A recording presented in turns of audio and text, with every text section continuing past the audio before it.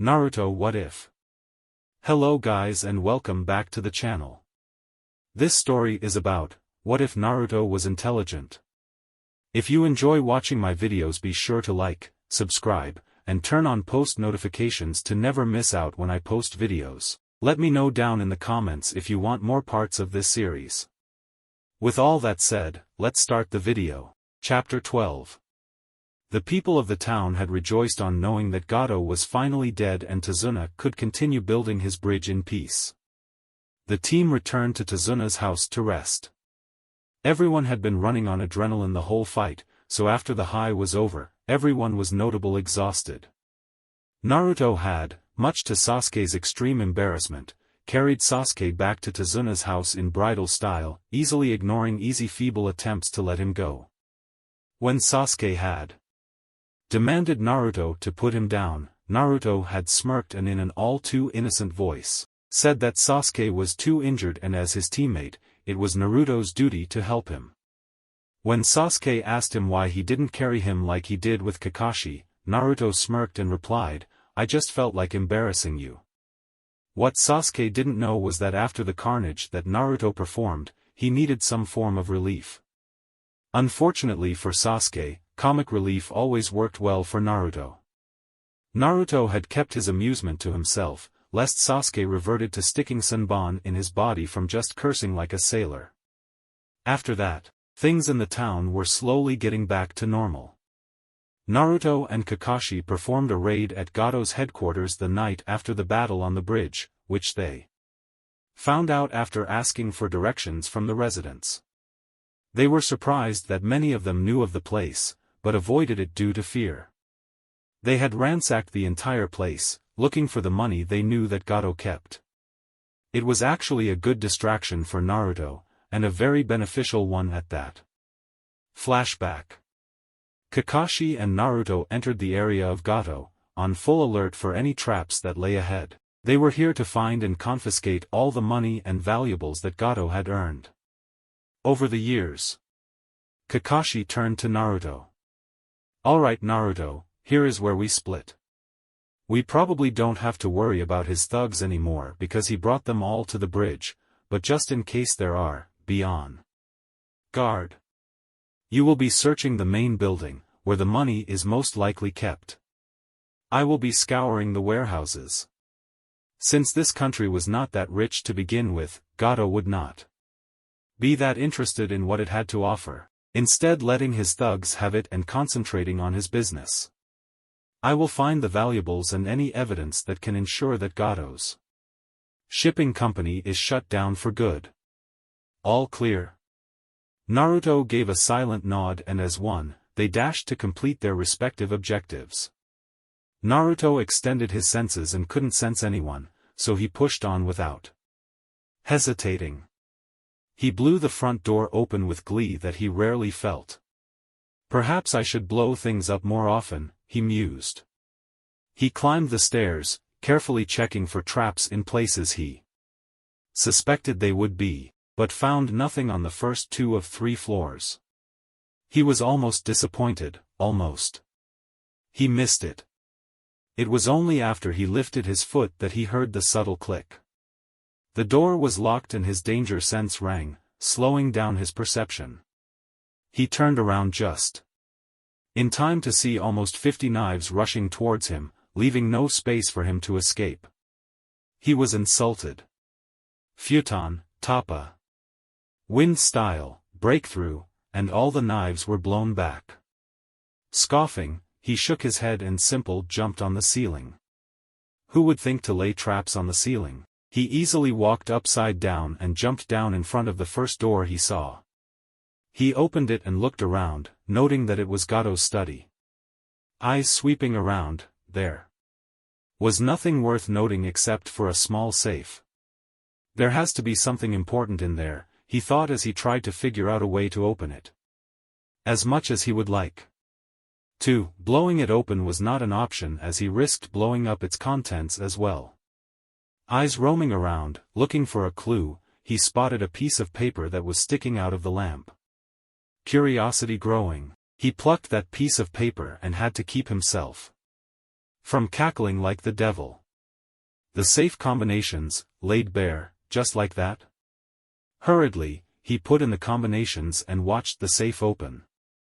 To his mild disappointment, there was only a sealed envelope inside. "Just what is he playing at?" he muttered. Turning it around, his eyes narrowed as his fingers brushed across something. Dried glue, he inspected as he tore it with little difficulty. He took out another piece of paper and read it, seeing a whole new set of numbers written in similar format in comparison to another piece of paper. He chuckled, "This guy is just asking to get robbed." Looking around for one last time, noting there wasn't any other safe, he got out of the study and walked down to the last room on the floor. He opened it and after seeing what was in there, he shook his head in disappointment. Leaving so many doors open, what the hell was he thinking, he asked himself as he walked close to the enormous vault door to put in the combinations. He felt almost bored as he put the combinations. The dwarf's memory must be terrible if he needs clues to remember his clues. He opened the door and barely kept his jaw from touching the ground. Piles of money taller than him stood in front of him. If Naruto had ever dreamed of drowning in piles of money, this would be defined as dreams turning into reality. Let's get to work then. All of this should be pretty useful in helping this country get back on its feet and then some, he decided as he prepared to make some shadow clones, but suddenly a thought struck him.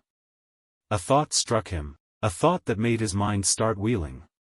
From the way he was thinking, all the parties could benefit from this, including him. But first, he needed to know how much money this was. Within a moment, 20 shadow clones popped into existence. "Start counting," he commanded. The clones divided themselves into groups of 5 and started counting by dividing the pile into smaller groups. It felt like an eternity and Naruto feared that Kakashi would suddenly bust through the door, but a call from one of the clones caught his attention as he was looking out on the grounds. "Boss, we're done," he called out. Naruto turned back to see that the one large pile had been divided into 5 smaller groups. He mentally dispelled them and his eyes widened at how much the big pile amounted to. 100 million ryo, he thought, dumbfounded. What the hell was he planning to do with all this money, he asked himself. He pondered over that for a while, in the meantime sending a shadow clone to give Kakashi a report of what he found. Altered, of course. Finally, he came to a decision. Considering that this was a high A-class mission, 1 million ryo could be taken from this and ease the burden off Tazuna. From the 99 million that remains, he would leave 90 million for the Wave Country, while the rest of it, he could take it for himself. Now that would normally make him feel disgusted with himself, taking the money that should go to the people of the Wave Country, unless he hadn't taken a look at Gado's records. Wave wasn't a rich country to begin with, so Gado didn't have much to siphon off, but what he did was no small figure. 30 million, collected over a number of years, was a very large amount, Naruto believed. That tremendously eased the burden of feeling guilty from his mind. He was giving back 3 times the original amount of money. With a firm nod to himself, took out 3 sealing scrolls. With the help of some clones, he divided the money into 3 parts, 1 for Konoha, 1 for Wave and 1 for himself. He sealed his part first and put it in his right hip pouch just in time as Kakashi entered the room. What ridiculous amount of money, he breathed. Naruto slipped into his normal and innocent mode, the mode he usually used to take the blame off himself after pranks. Keeping his voice level, he nodded and said, "Yeah, makes you want to think what you would do if you had this kind of money." They both looked at the pile of money. Naruto added in, "I already divided the pile up. 1 million for the cost of this mission, 90 million for this country to get back on its feet." He was counting on Kakashi assuming that there was 91 million ryo. Thankfully for him, Kakashi did just that. Kakashi nodded, not suspecting Naruto in the least. "Good. You got some sealing scrolls?" After seeing him nod, he motioned, "Seal them separately and let's get back. I've found what I needed." Hurriedly sealing the other two parts, they exited the headquarters. Flashback end. After they came back, it all went downhill. People who had abandoned Tazuna had come back to build the bridge.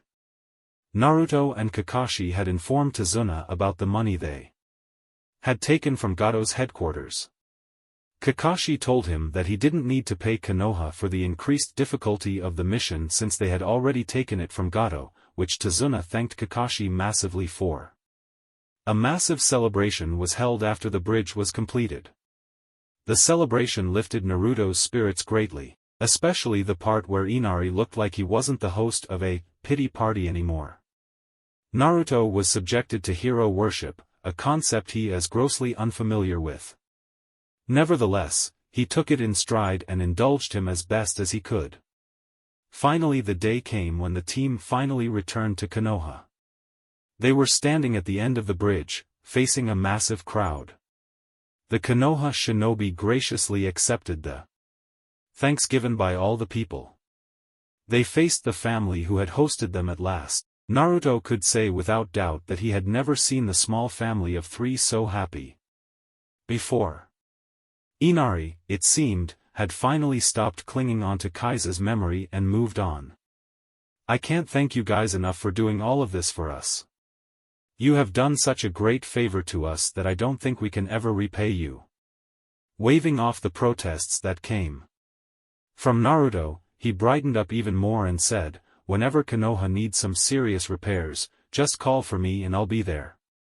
He shook hands with Kakashi and bowed to Sasuke and Sakura, who bowed back out of respect. Turning to Naruto, he offered his hand out to shake.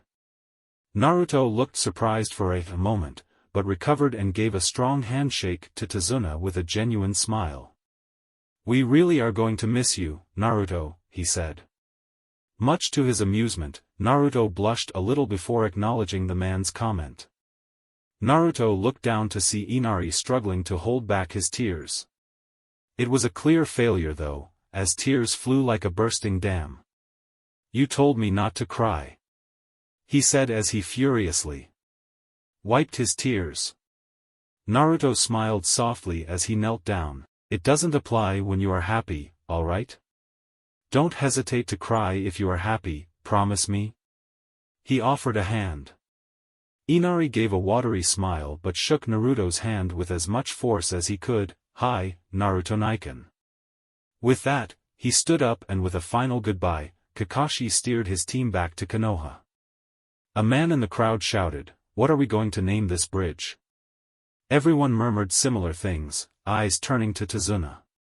Inari tugged Tazuna's pants. "Gigi, let's name it after Naruto Niken." A childlike suggestion from a small child, who wanted something that reminded him of the person he looked up to near him. But it clicked perfectly in Tazuna's mind. A full smile blossomed on Tazuna's face at his grandson's suggestion. "You're right. Let's name it, the Great Naruto Bridge." He felt it was a great name, considering how Naruto played a big part in giving the town its hope back, and not to mention, he brightened up their family considerably. The ride back home was not what Naruto's teammates called pleasant. It was a very unfortunate way for them to discover what a speed freak Naruto was. Sasuke's jealousy reared its head when he saw his blonde teammate telling to Kakashi that they are going too slow and he was speeding up and he will meet them at the Konoha gates. That did not sit well with Sasuke. With that, Naruto had ran ahead of Kakashi, who knew exactly what Naruto was up to. He was trying to rile Sasuke up, and judging from the impressive scowl on Sasuke's face, it was working spectacularly. Kakashi was more than glad to sit back and watch the show. Sasuke increased his speed to catch up to Naruto, who would, unknown to Sasuke, smirk playfully and increased his speed so that he was just ahead of Sasuke. This continued until Sasuke was panting to just maintain his speed instead of outright falling behind his whole team. When they reached Konoha, no one was gladder than Sasuke, who was barely standing from all the exertion. Naruto, on the other hand, was barely panting. In fact, he seemed to be in deep thought. Sasuke mustered a glare as best as he could while panting heavily. "You are a freak," he said. Naruto, for his credit, blinked once and turned to him with a confused look. "Huh, did you say something?" It proved too much for Sasuke, who collapsed. Sakura ran to him, worry written all over his face.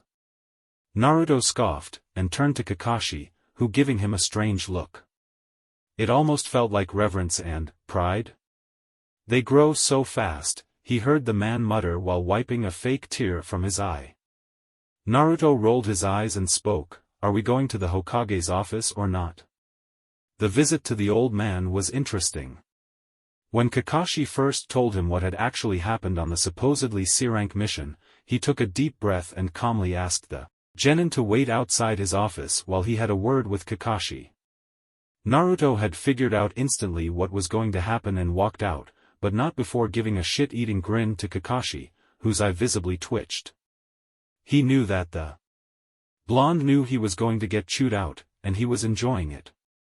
15 minutes of chewing out later, they were called back into the office again, where the Hokage congratulated them on surviving the mission and then congratulated them individually on their performance, though things got a little awkward because he had nothing to praise Sakura for.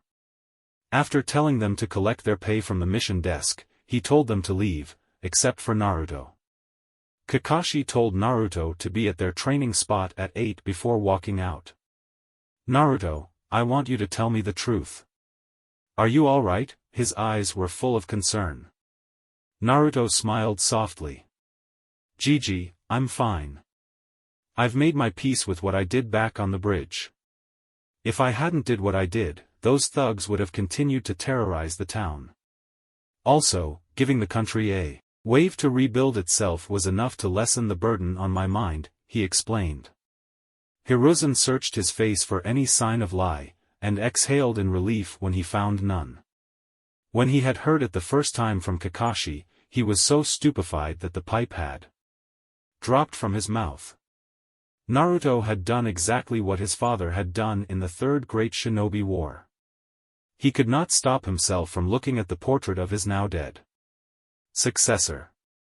Seeing Minato's cold expression, he was reminded of how Minato's mere presence sent enemies running from him. He shuddered as he once again compared the similarities between Minato and Naruto, imagining Naruto instead of Minato. "Oh, Minato. If Naruto is even remotely similar to you, he will change the whole world. Of that I have no doubt." Looking back at Naruto, he could swear he had seen Minato standing behind his Naruto, having the same expression on his face. Waving his thoughts away, he said, "All right, Naruto. But if you have to talk about anything, you are welcome anytime," he added a smile. Naruto smiled and walked out of the office to the mission desk to collect his money first. The Chunin sitting there glared at him as he handed the money to Naruto. Naruto only gave a cool smile, further infuriating the man. After taking the scroll, he immediately used the shunshin to get to his apartment. He had a lot of things to do today. After getting refreshed, he sat down at his table and made a list of what he had to do today. First, put an order out for his Hiraishin kunai.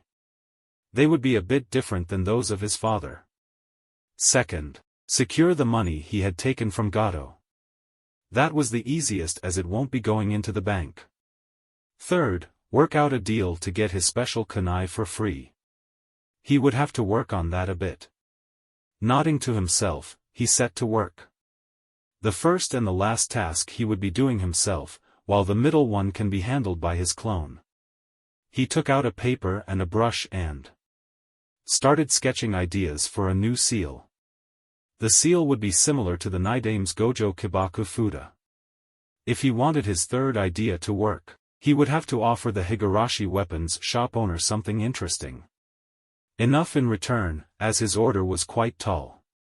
Ideas swam in his head as he worked out the original seal. Gojo Kibaku Fuda was a simple explosive tag with a small addition, a replication seal that would create an identical tag.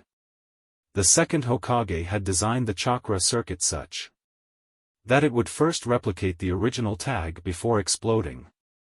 Then the other tag would create another tag before exploding as well, and so on. This would result in a chain of reactions that had the potential to be as powerful as a nuclear bomb. The best thing was only the first tag would be real, the rest would only be copies. He frowned a bit. Obviously, he could not give this exploding tags to Higurashi. The Nidame must have labeled this as a kinjutsu for a reason. He chewed on his bottom lip in thought as he tried to think of an alternative. He could modify a normal explosive tag to increase the power, but that was it. What else could he do? His eyes suddenly brightened up as he remembered his battle on the bridge. How he had used the Kunai Kage Bunshin. It was similar to the tandem exploding tags, only it required a bit more chakra. I could simply replace the idea of exploding tags with kunai, he thought in satisfaction as he set to altering the seal to suit the kunai. Half an hour, he looked at the tag he had managed to create.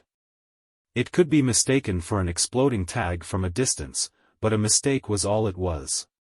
He created a clone, who took a kunai and wrapped the tag Naruto gave him. Going up to the roof, he faced the direction where the training fields were. Pushing half of his chakra, he threw the kunai. Normally, a hail of kunai suddenly appearing would be a cause of concern, but since it was the clone's kunai and as such, only a construct of chakra, it would dispel along with the clone. The clone watched with a self-satisfied smile as the kunai multiplied greatly. Seeing that the tag worked, he dispelled himself, which caused all the kunai to dispel. Gojo kunai. Rendan was a success. Naruto gave a grin of satisfaction as he went through the memories. The tag worked, which means he could now go to the weapons shop. Gathering the tags, he stood up and created a shadow clones, instructions already given. He then used the body flicker to get to the Higurashi weapons shop. Opening the door of the store, he blinked at the girl who was standing behind the counter.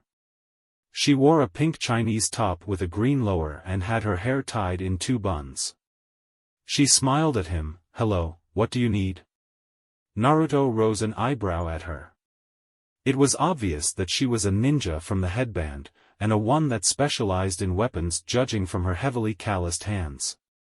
"I'm Uzumaki Naruto." "You are?"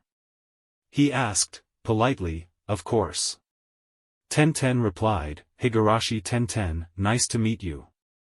"Ah, so she was the daughter of the owner," he mused. "Tenten, I need 40 kunai, 30 shuriken and 7 explosive tags," he said. Tenten wrote down the order and said, "Okay, I'll be back soon." As she walked away, he called out, "Tenten."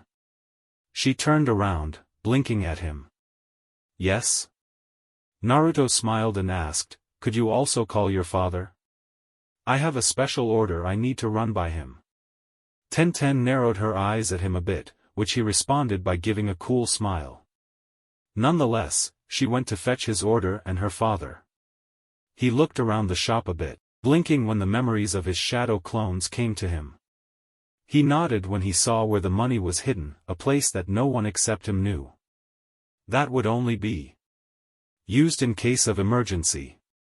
He snapped back to awareness as he saw a large man coming from the back of the shop. He was heavily built, as expected of a weaponsmith. Even though his large stature added to the intimidation factor, he had a gentle smile on his face. Tenchi smiled as he saw who had requested his presence. No matter how many times he saw him, Naruto only looked more like his old friend Minato. "Naruto, how can I help you today?" Naruto smiled and nodded his greeting. "Tenchi-san, I have a special order that only you can see." He gave an apologetic look to Tenten, who gave a playful pout, but smiled and went inside the shop. Taking out a piece of paper from the counter and a brush, he started sketching. Tenchi's eyes widened as he started to recognize the shape that was being formed. It was the famed kunai of the yondaime, only a bit different. While Minato's kunai's side prongs were slightly curved in a semicircular shape, Naruto's kunai's side prongs were straight, if not a bit shorter than the original design. The middle prong was also a bit longer. Unusual, like his father's, but not impractical at all. Seeing where Naruto was going with this, he said, "I can see that you want your design a bit different, but it can be done." Naruto then decided to put his proposal forward. "I was also hoping to arrange a deal between us for a future discount on these kunai. A trade, if you will." Tenchi rose an eyebrow in interest. "Oh." Naruto grinned and pulled out the additional tags that he created. "I think you will be very interested in these." In 10 minutes, he explained how the Gojo kunai Rendan worked. At the end of his explanation, he put his offer on the table. "I keep supplying you these tags, for free. In return, you supply me the special kunai, for free. A fair trade, considering their battle potential." Tenchi rubbed his chin in thought. He could see that the tags had a very high chance of selling. Hell, he might even say that the value of the tags were higher than the tri-pronged kunai, as it was only an oddly shaped kunai and nothing more. Still, he needed to see how much thought Naruto had put into making these tags. "I don't know, Naruto. Don't you ninjas have a jutsu that multiplies the number of kunai as well? Why would they use this tag and not that jutsu?"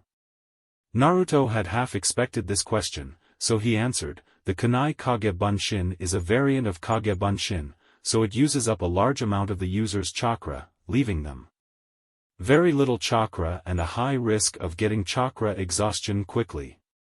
In my tags, you only have to push a little chakra to multiply the number of kunai by large." Tenchi grinned. "You have a deal, Naruto.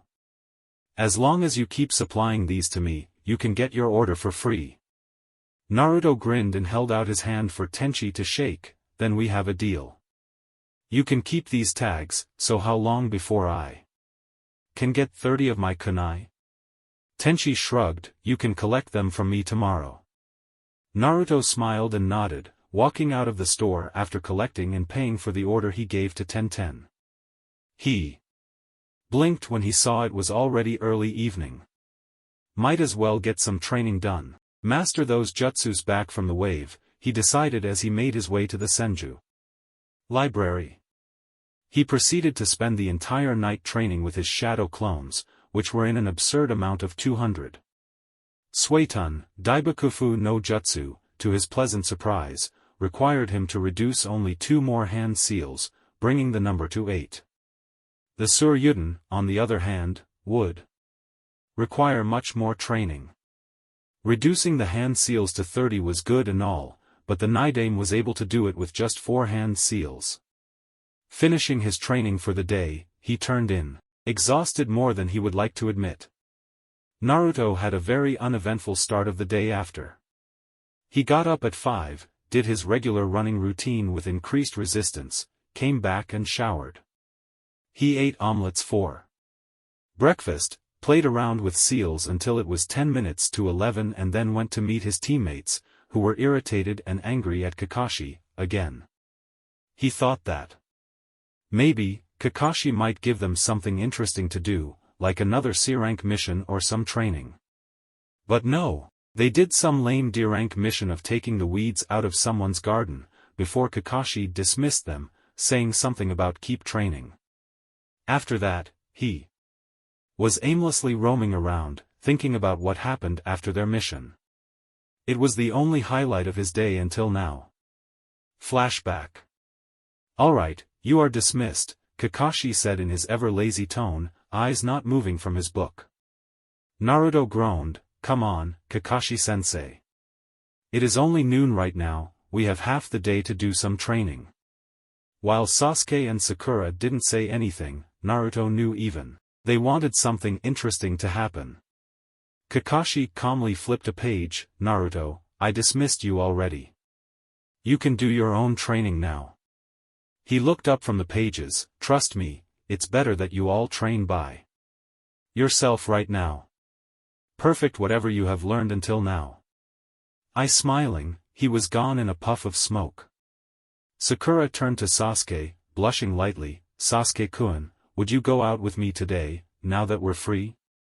As usual, Sasuke scoffed and walked away saying, you heard Kakashi-sensei. I'm going to train myself. He looked at her from the corner of his eye. It's better that you do too. Right now, you are the weakest member of this team. Naruto winced at his teammate's blunt words, but what he said was true. A simple punch was enough to take Sakura out, which was not a good thing. Shaking his head, he formed a half-ram and vanished in a wind shunshin, leaving Sakura to her thoughts. He was walking towards a dango shop when he saw Team 10 coming out, chewing on some dango. Smiling, he walked towards them to catch up with Shikamaru and Chuji. Oi, Shikamaru, Chuji. The mentioned genin looked up in surprise and smiled when they saw Naruto waving towards them. Yo, Naruto. Shikamaru gave a lazy wave while Chuji was more enthusiastic. Ino, on the other hand, scowled a bit. She never liked Naruto. He was too loud and annoying. According to her. Naruto stopped in front of them. What's up? Where's Asuma-sensei? Chuji replied, Asuma-sensei dismissed us for the day. What about you, Naruto? Naruto shrugged in response, Kakashi-sensei dismissed us early too. Very unusual of him, if you ask me. Ino couldn't hold back her sneer. Well, no one's asking you. Naruto glanced at Ino and rose an eyebrow. Nice to see you too, Ino. That was all he said before he turned to Shikamaru, asking if he and Chuji could spar with him. Shikamaru sighed, muttering troublesome under his breath, but agreed along with Chuji. It would allow them to see how far they have come. Though he knew that they wouldn't be defeating Naruto anytime soon. Ino scoffed, smirking at Naruto, you really shouldn't be asking to spar with Shikamaru and Chuji. They would wipe the floor with you, dead last. Chuji did not like what Ino implied and he prepared to defend Naruto when Naruto spoke before him, amusement written all over his face. Oh, really? Ino nodded, even I could kick your ass. I bet that on the C-rank turned A rank your team went on, Sasuke-kun saved your ass and defeated Zabuza. Naruto looked confused and asked Shikamaru, how do you guys know about that? Shikamaru replied, Asuma-sensei apparently heard it from your sensei and told us. Naruto nodded and turned back to Ino. This was the perfect opportunity for him to teach Ino a lesson about how to not act like a bitch. He asked her, how about a spar, Ino? If you said you can beat me, then I wouldn't mind a workout right now before losing to you. Ino smirked, thinking she could easily beat him. Then let's go. Training Ground 10.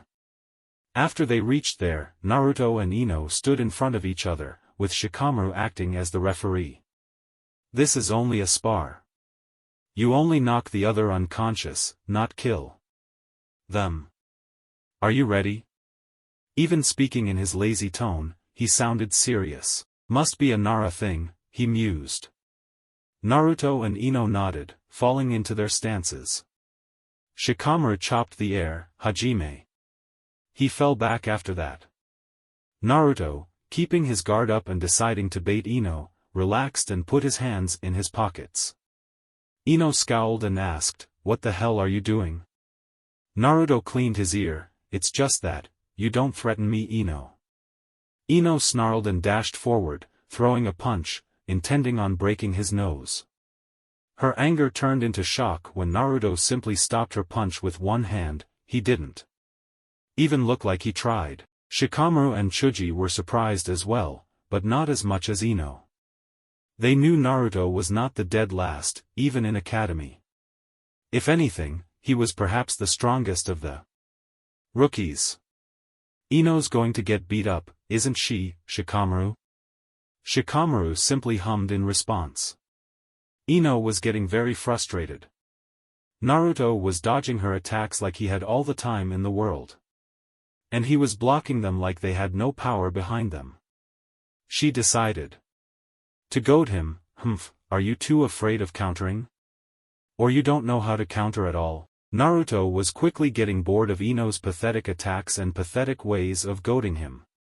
Better to end this, otherwise I'm gonna fall asleep, he thought. Catching a punch that was coming towards his face, he gave a devastating punch to her gut, knocking the air out. He didn't even give her time to fall to her knees, following with an uppercut to her chin that was strong enough to straighten her up and finishing off with a spinning back kick that knocked her a few feet back. Ino was barely keeping from crying in pain. Her stomach felt like someone had been jumping on it for an hour and she was pretty sure a few of her teeth were knocked loose. She barely registered Naruto's mocking voice, "You sure showed me, Ino. You're just as pathetic as Sakura. What were you saying about kicking my ass again?" Gritting her teeth, she fought the pain and began to form hand seals, only to get knocked out. Naruto shook his head. Some people are nothing but full of air. He then glanced at the other two, who were barely surprised. Well, patch her up and tell her that the next time blows hot air, it better be fire for her own sake. With that, he walked away. Flashback end. Naruto was snapped out of his musings when he heard something behind him. Glancing back, he barely registered the urge to smack his forehead when he saw a brown box with 2 holes facing him. It was an eventful day, meeting the old man's grandson. He had managed to, somehow, become a rival of Konohamaru in becoming the Hokage. He had knocked some sense into that boy's head, showing him that not everybody bowed to him just because he was the Hokage's grandson. Ever since that day, he became an object of hero worship. Turning to the box, he said with some exasperation, "Konohamaru, square boxes with holes don't exist, you know." A squeaky, muffled voice came from the box. "Wow. Discovering my presence this early. As I expected from my rival and my hero." There was a bright explosion of colored smoke, from which 3 figures emerged, coughing. "Hey, you used too much powder." It was then they noticed Naruto looking at them with something akin to amusement. Naruto was looking at Konohamaru and 2 other kids he had never seen. One was a boy with black hair, glasses and a runny nose. The other was a girl with orange hair, a slight blush on both of her cheeks. Konohamaru grinned up to Naruto. "Boss, you have some time, right?" Naruto looked confused at what he was trying to say at first, but he quickly pieced it together. Hyper 8-year-old kid with friends, asking if he was free or not. Yep, they wanted him to play ninja with them. "How about you humor them?" Kurama asked with a grin. Naruto rolled his eyes. "If I humor them, Kurama, I would be stuck with them all day. That is something I don't want to do," he said with resignation. Turning his attention back to Konohamaru, he said, "While I do have some time, I won't be playing ninja with you. You guys get too carried away." He tried to gently let him down. Then something struck him. "Hey, you haven't introduced your friends." "Who are they?" "I'm Udon and I like numbers." The black-haired boy greeted in what was the deadliest voice possible. "And I'm Moegi, the most beautiful kunoichi in Konoha," the orange-haired girl said in a bubbly voice. Naruto smiled. God, how innocent these kids are. What's the point of a ninja playing ninja? A voice that sounded detached came. All of them turned to look at Sakura, who looked like someone had just told her Sasuke was gay. Naruto's expression became his usual bored, indifferent look. "Sakura, what are you doing here?" Before Sakura could reply, Konohamaru nudged Naruto with a sly look. "Hey boss." She's your, right?" he asked holding up a pinky with a smirk. Naruto chuckled. "No Konohamaru, she's just my teammate." That seemed to fire up Konohamaru even more. Just what I expected from my rival. Her forehead is huge and her chest is flat as a board. Naruto's head snapped to Sakura to see her reaction. Konohamaru might as well have signed his death. Sakura's mood did a full 180 after hearing the kid wearing the blue scarf. She got a menacing look on her face and cracked her knuckles, clearly saying, "You are dead." Naruto pushed Konohamaru, "Run, kid.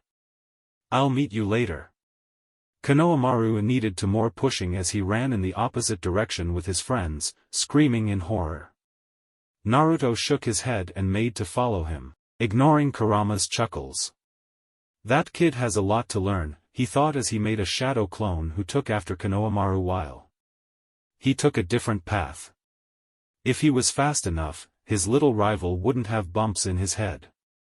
He kept his sensing active to track Sakura's signature and made his turns such that he would meet them in the opposite direction.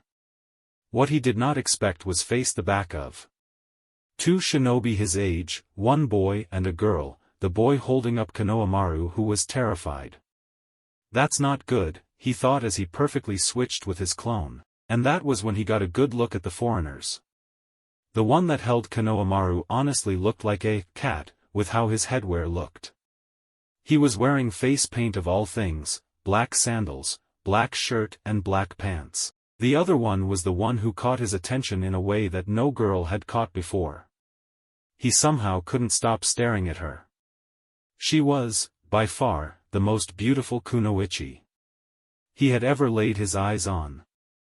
She wore a single light purple-colored, off-the-shoulders garment that extended to halfway down her thighs, with a red sash tied around her waist. She wore a fishnet over her exposed shoulders, along with on her left thigh and right calf.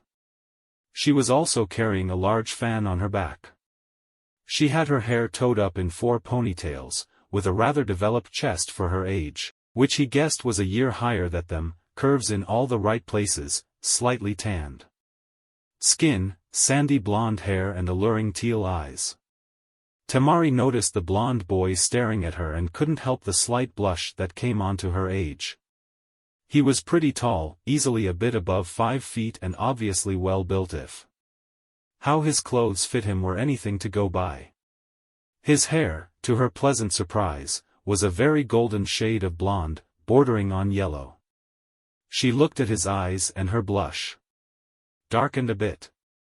His eyes were the most beautiful azures she had ever seen, staring at her with curiosity and something else she couldn't identify, but it gave her a warm feeling. She shook her head and focused on her brother, who was glaring at the kid with annoyance. "That hurt, you damn brat." He was clearly pissed off.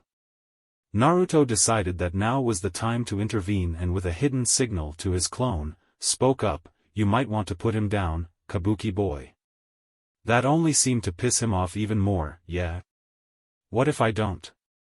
He then froze, getting the unmistakable feeling of a kunai on his neck. "I don't need to say it, right?" Temari looked with wide eyes as the blonde who was standing before them had somehow made a clone who was holding a kunai to her brother's neck. And they hadn't even seen him move. "He's good," she thought as she saw Kankuro grudgingly release the boy, who ran and hid behind the blonde's legs. A second later, a pebble hit his hand, which he clutched in pain. And cried out, "Who did that?" Naruto couldn't help the sigh that came out. Didn't he say he was going to train? He had already sensed Sasuke, who was standing on the branch of the tree behind him, bouncing a pebble in his hands with a superior look on his face. Interestingly, he also sensed another guy, who was giving off a very malicious feeling and oozing off killing intent. Like nobody's business. Deciding to address it later, he turned his attention back to in front of him. "Sasuke-kun!" Sakura shrieked. Naruto rubbed his ringing ears at the terrible soprano. Temari looked at Sasuke. He's cute, but he's nowhere as handsome as the blonde." She smirked, eyes turning back to check Naruto out. Kankuro snarled and made to grab the package on his back, which Naruto deduced to be a puppet judging from their sand headbands and the fact that Suna is known for puppets, when he decided to intervene.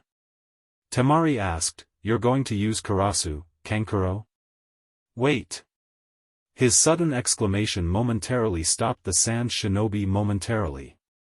He pointed to the tree behind him. "I just wanted to know if the guy standing behind my Teammate is with you or not? Both of their eyes widened along with Sasuke's, who whipped around to see a redhead standing upside down on a branch behind him. He had a kanji for love on his forehead, teal eyes with black rings around his eyes, giving him an appearance like a tanuki, and he was carrying a gourd on his back. He disappeared in a whirl of sand and reappeared by the side of the puppet kid. Kankuro, stop it. We're not here to cause trouble. Stop embarrassing our village, he spoke in a voice so cold that even Naruto shivered. However, the reactions of the sand shinobi were even more scared. Kankuro stammered out an apology, Gaara. They started it. They dash. Shut up, or I'll kill you, Gaara said in his deadly voice. Kankuro shut up immediately. Gaara turned to the Konoha shinobi, apologies to you guys. They made to walk off when Sasuke jumped in front of Naruto and demanded in an arrogant voice, you there. What's your name, pointing to Gaara. All three of them turned, with Gaara speaking, Sabaka no Gaara. What's yours? Sasuke gave off a challenging smirk, Uchiha Sasuke. I wasn't talking to you, Gaara said monotonously, eyes turning to Naruto, who straightened up. Uzumaki Naruto, he said in a strong voice. Eyes shifting to Temari, he smiled. And asked, what's yours? Temari smiled in return. Sabaku no Temari, nice to meet you. They looked into each other's eyes and kept staring, neither wanting to look away. Unfortunately, Sakura chose this moment to speak up. Listen, although Konoha and Suna are allies, our treaty prevents shinobi from entering each other's villages without permission. State your purpose. Naruto simply looked on, his face not betraying anything. Temari spoke up, holding up her passport. As you can see, we're genin of Sunagakure no Sato, Kaze no Kuni. We've come to this village to take part in the Chunin exams. She gave a mocking smile to her, don't you know, being the genin of the host village? Naruto gave a shake of head from behind Sakura, clearly mouthing, our sensei hasn't informed us yet, Temari. Temari had thankfully seen him and received his message, giving him a nod. The three Sand siblings then turned and walked away, leaving Team 7 with Konohamaru and his friends. You all should already know why people from other villages are here, the Hokage addressed the assembly of Jonin and Chunin. Kakashi spoke up, is it that time of the year already, Hokage-sama? Asuma replied to him, I believe so. I have already seen a few shinobi the age of our genin in our village. Kurenai spoke up. When is it, Hokage-sama? 7 days from now, Kurenai-chan. Now, will all the Jonin step forward who are in charge of the newest batch of genin? Asuma, Kakashi and Kurenai stepped forward. Hiruzen gave them a contemplative stare and asked, do you wish to enter any of your genin in the exams? Kakashi spoke up, from the squad that I lead, Team 7, I recommend Uzumaki Naruto, Uchiha Sasuke and Haruna Sakura to the Chunin selection exams under the name, Hataki. Kakashi.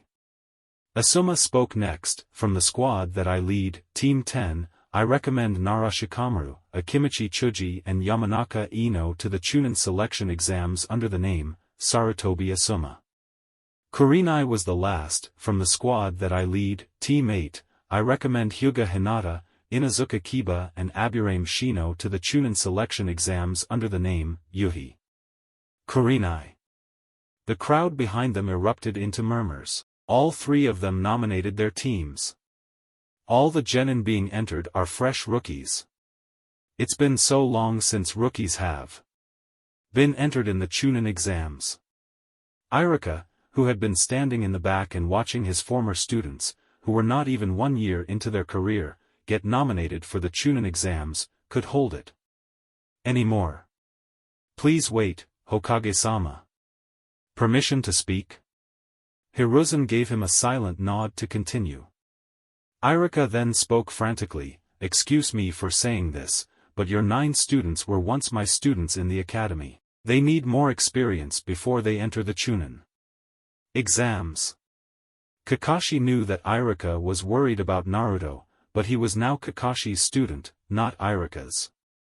So he spoke up in a serious tone that betrayed his lazy posture. I became a Chunin when I was 6 years younger than Naruto.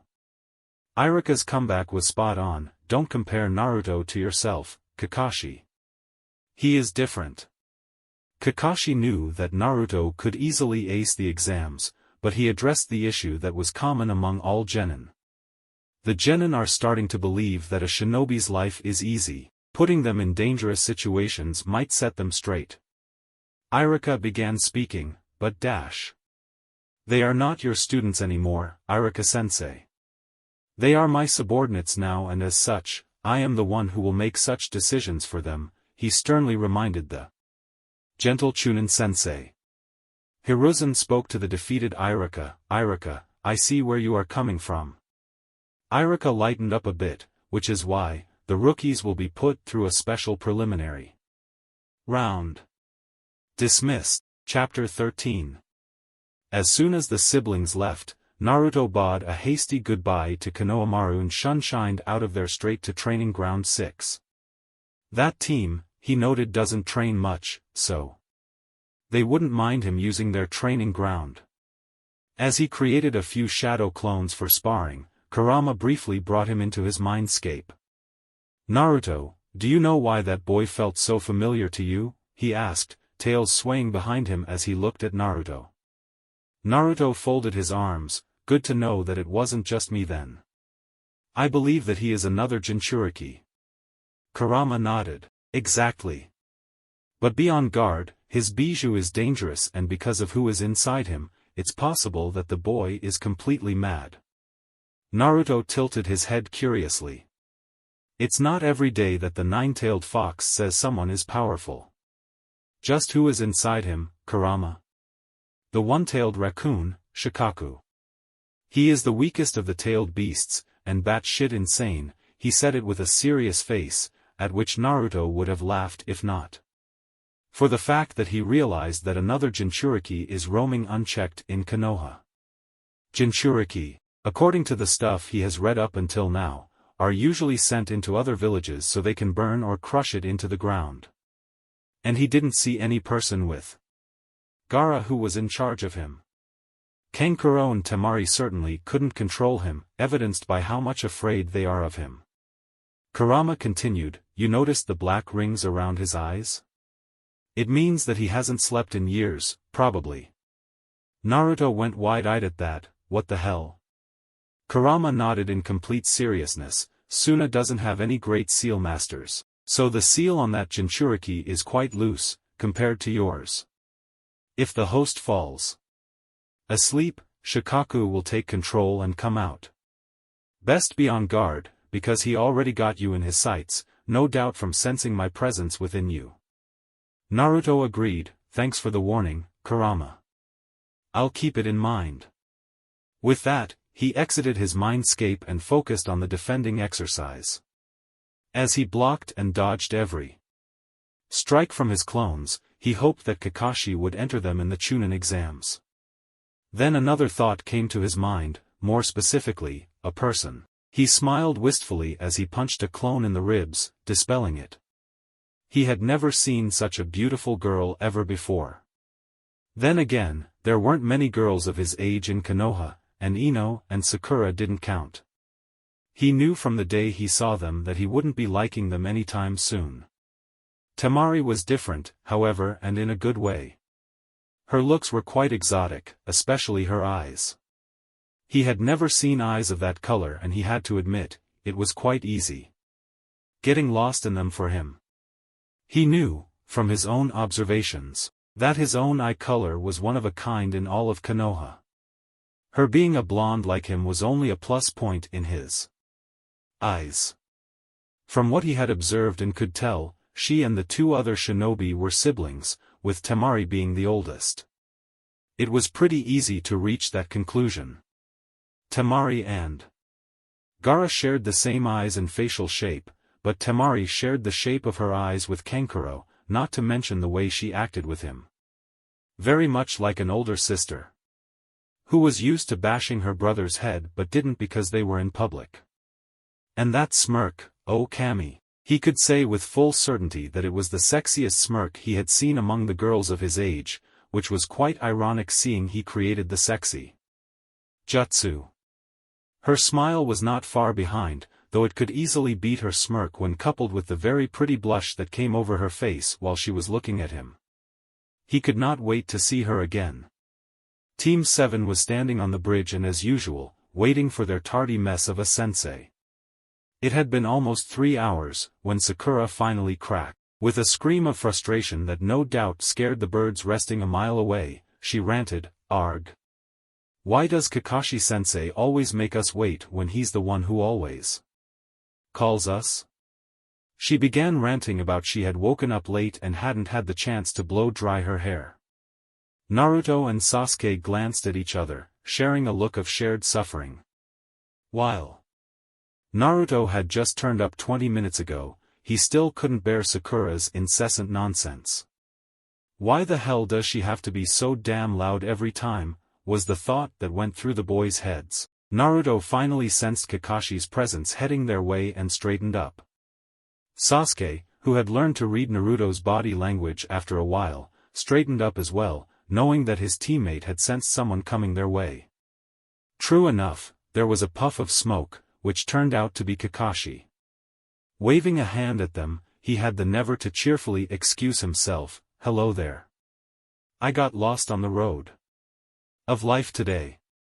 "Only someone like you could get lost on a one-way road," Naruto grumbled, hands in his pockets and giving Kakashi a deadpan look. "I'll pretend you didn't say that and get to the point." He held up 3 application tickets. "I nominated you 3 for the Chunin selection exams. You are not forced to take it, however. You have a choice whether to take part in it or not." How he managed to say in his ever-lazy tone of voice and still sound serious was beyond Naruto's understanding. Must be innate talent, he mused. "Though if you do decide to take them, go to the academy in 6 days at 3 in the afternoon, room 301, he added.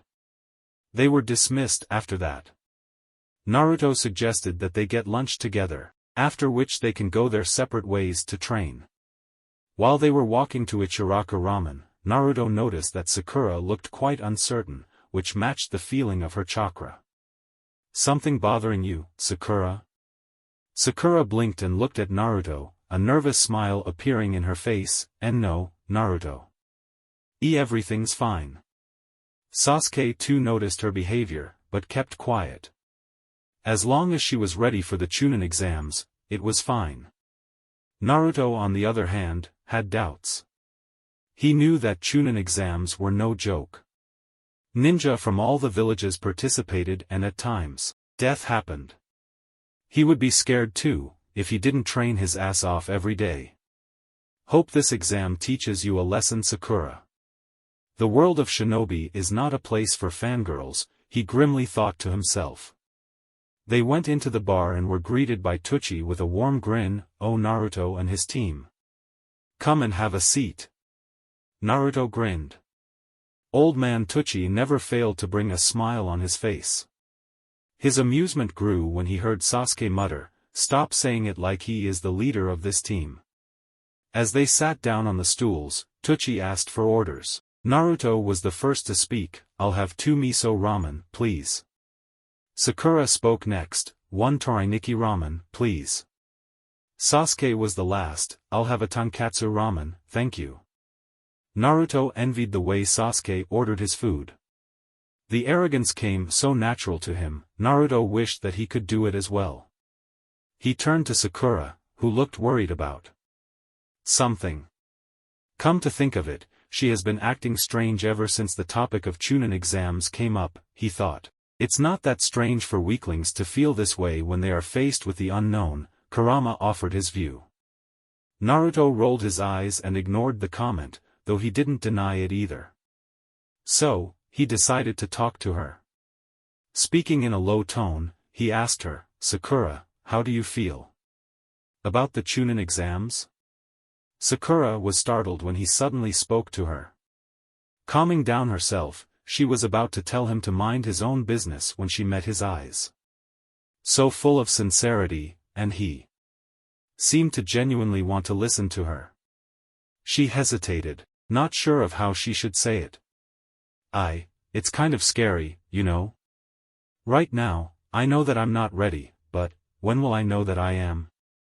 Her thoughts were very much jumbled up right now to be phrased properly. Naruto said nothing until their order arrived.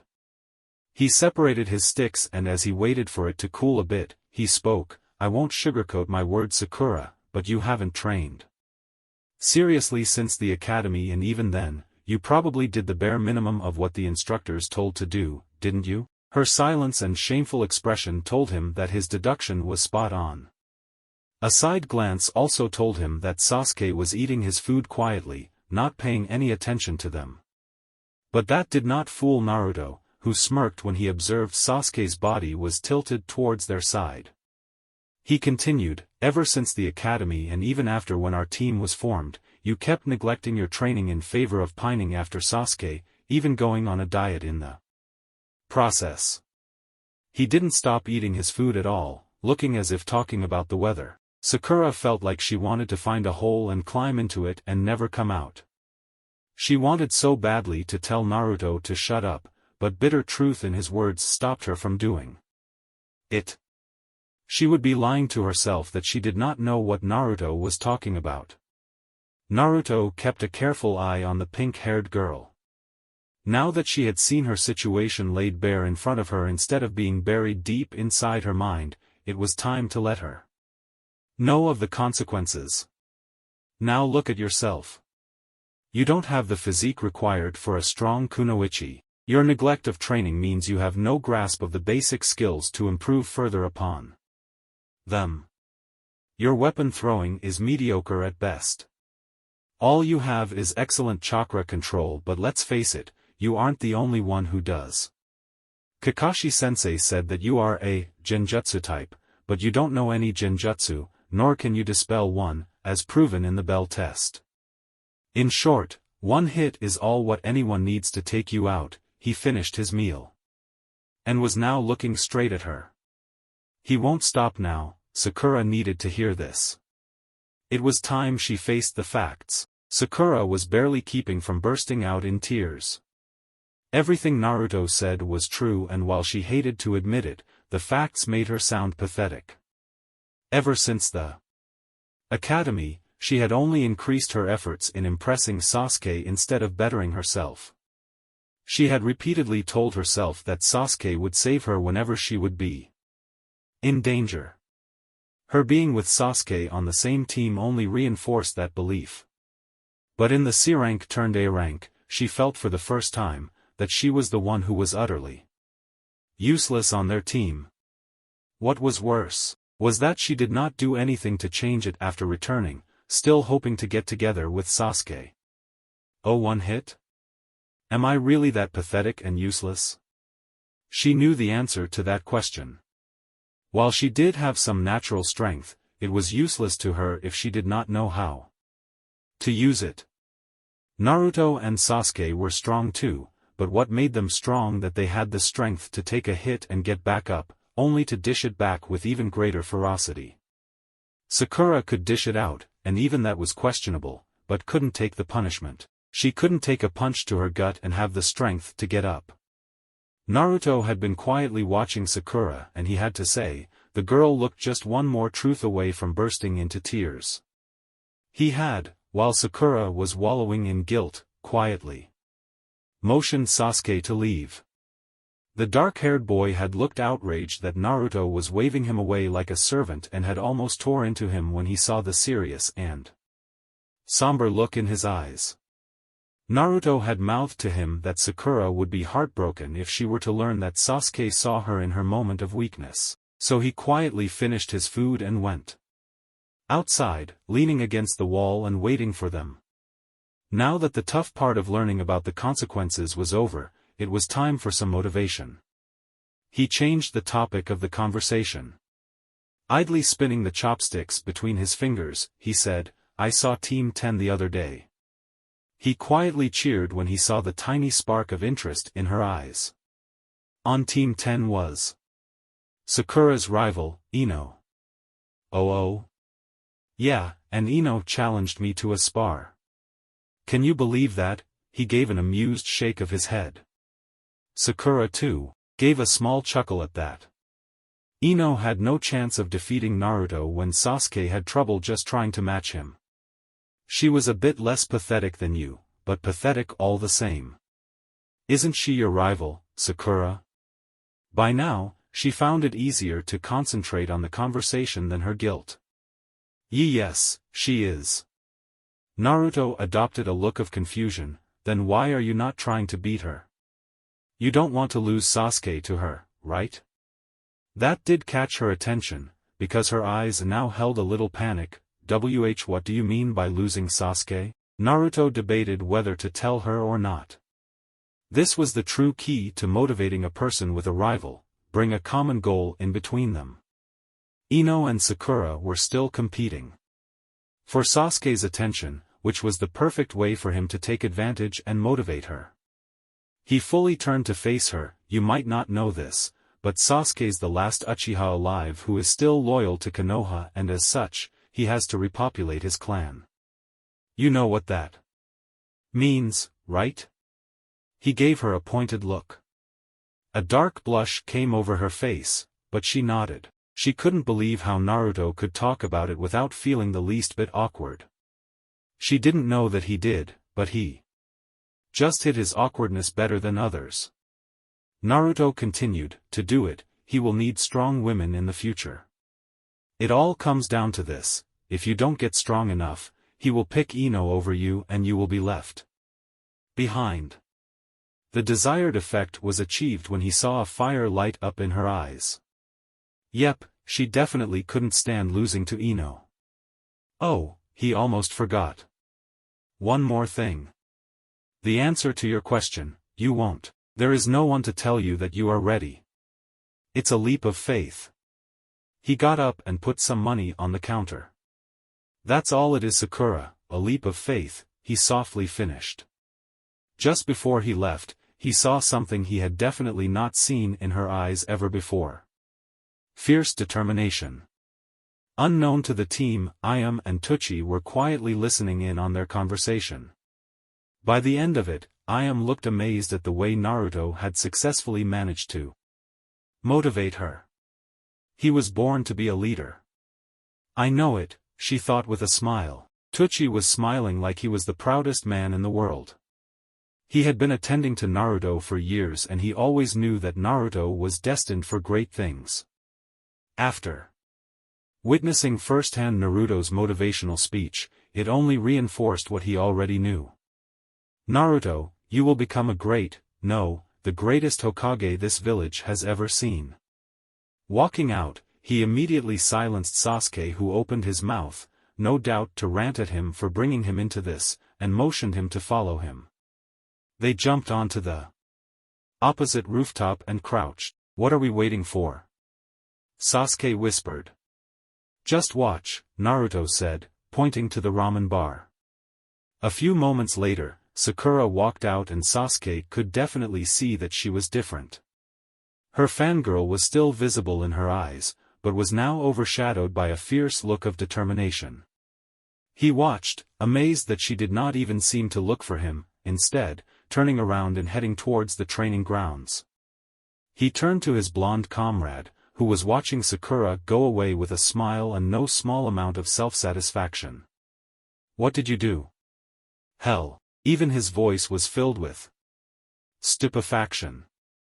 Naruto gave an innocent shrug, the smile still on his face. Nothing, just pointed her in the direction of success. He left after that, leaving a speechless Sasuke behind.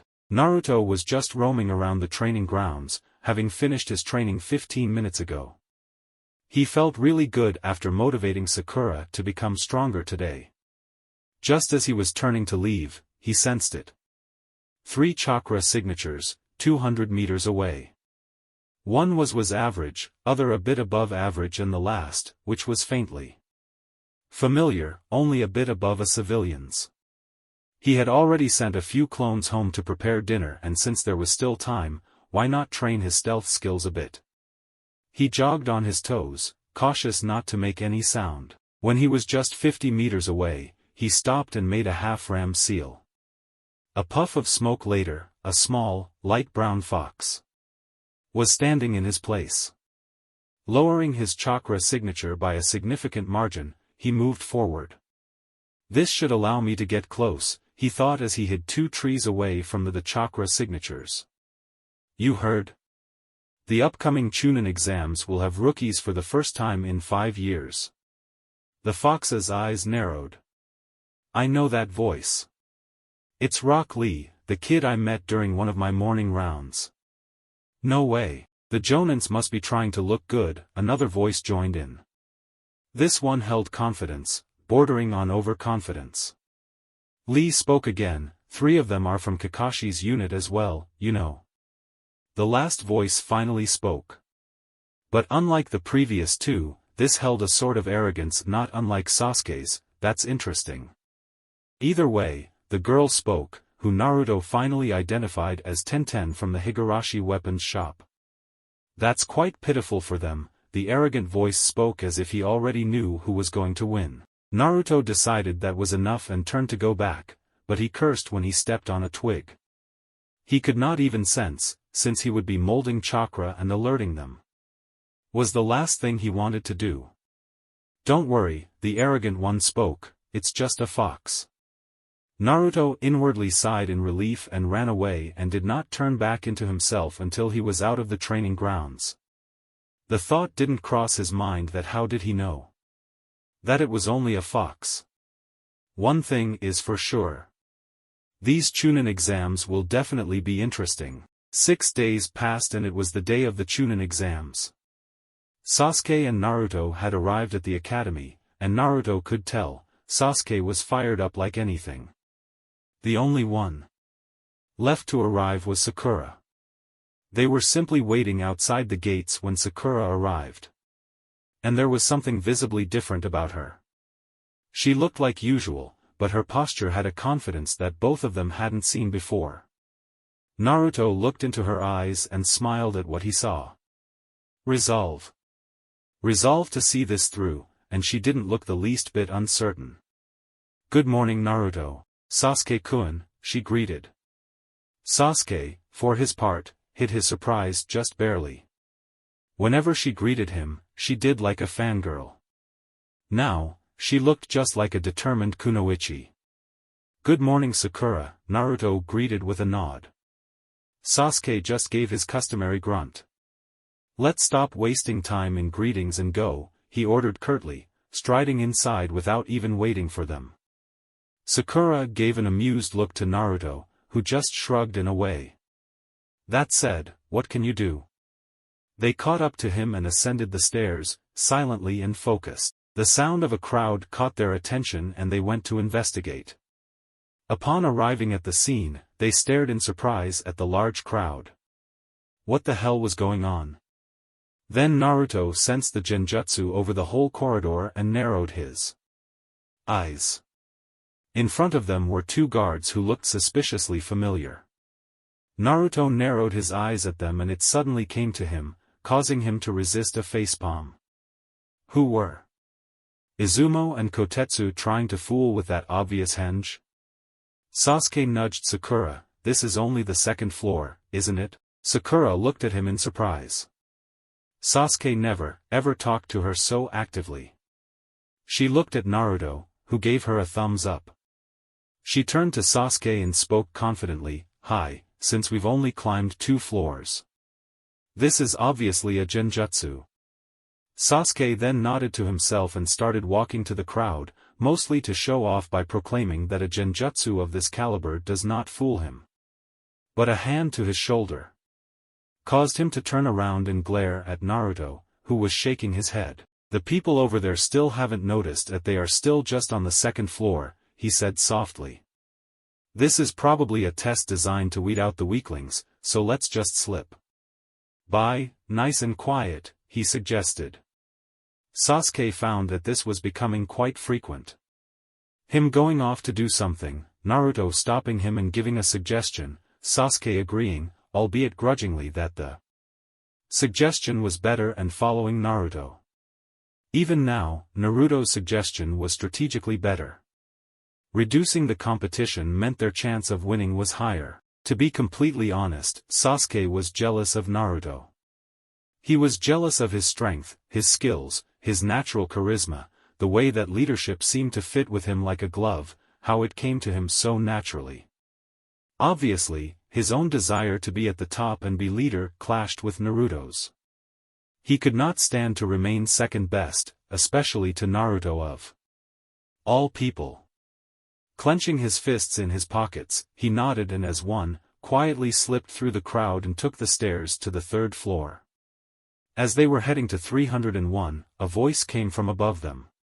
"Hey, you, the one with the dark eyes. Please wait." They all turned and looked above to see a kid wearing a tight, green jumpsuit and orange leg warmers. His black hair had a bowl-cut style and he had amazingly thick eyebrows. He was looking at Sasuke. Naruto rose an eyebrow at him. "What is Lee playing at?" Lee jumped down to their level and it was only then he recognized Naruto.